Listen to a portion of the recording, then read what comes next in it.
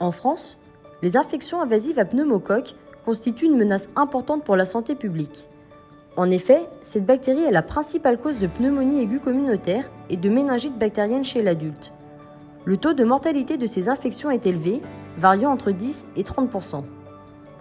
L'incidence de ces infections invasives a considérablement augmenté ces 3 dernières années, notamment chez les sujets de plus de 65 ans, en raison de l'émergence de sérotypes non couverts par le VPC13.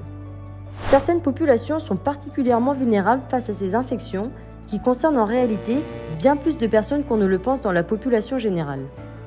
Les personnes immunodéprimées, par exemple, ainsi que les adultes souffrant de maladies chroniques, pour qui le risque d'infection invasive est multiplié par 20. Et n'oublions pas les sujets de plus de 65 ans, pour qui les infections respiratoires représentent la 3e cause de mortalité et le risque d'hospitalisation pour pneumonie est multiplié par 10. Pourtant, malgré la fréquence et la gravité de ces infections, la couverture vaccinale reste alarmante, avec moins de 5% des adultes à risque vaccinés selon la HAS en 2018. Mais alors, quels sont les obstacles à la vaccination contre le pneumocoque ? Tout d'abord, l'identification des sujets à risque a longtemps été difficile, en partie à cause des anciennes recommandations, fondées sur une liste de facteurs de risque, longue, peu évidente en pratique et incomplète. À cela s'ajoute la difficulté de recueil du statut vaccinal, notamment liée à l'absence de support commun entre la ville et l'hôpital, freinant ainsi la vaccination en milieu hospitalier. Également, le schéma vaccinal de 2017 était trop compliqué, avec un schéma séquentiel et des rappels tous les 5 ans, freinant ainsi l'adhésion des patients et du personnel médical. Mais heureusement, des pistes de solutions sont déjà là.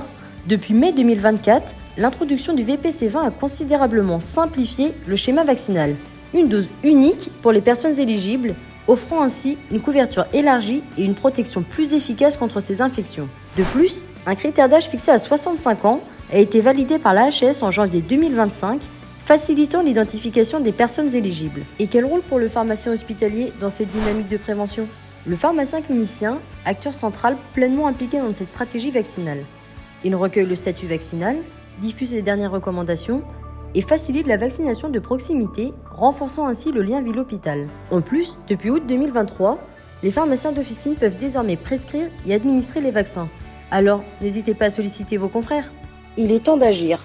Protégez dès maintenant vos patients contre ces infections invasives à pneumocoque en adoptant les nouvelles recommandations et faites une réelle différence. La vaccination est l'affaire de tous. Chaque rencontre avec un soignant, en ville comme à l'hôpital, devrait être une opportunité de mettre à jour le calendrier vaccinal de nos patients.